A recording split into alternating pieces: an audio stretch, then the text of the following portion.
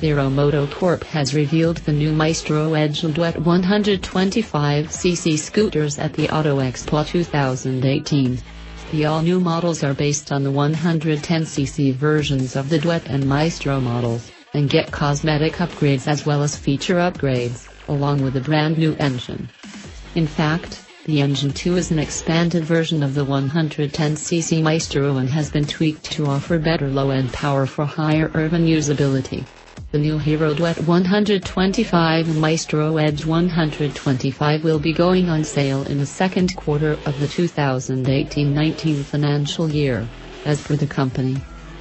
The 125cc segment has gained a lot of momentum lately, and the new Hero Duet 125 and Maestro Edge 125 aims to tap into this potential. The scooters get cosmetic upgrades while keeping the design familiar, while the feature list includes digital display with the analog instrument console and a scooter-first, idle start-stop system, ICE system. The new tech, already seen on Hero motorcycles, has been introduced to offer improved efficiency on the new 125cc offerings.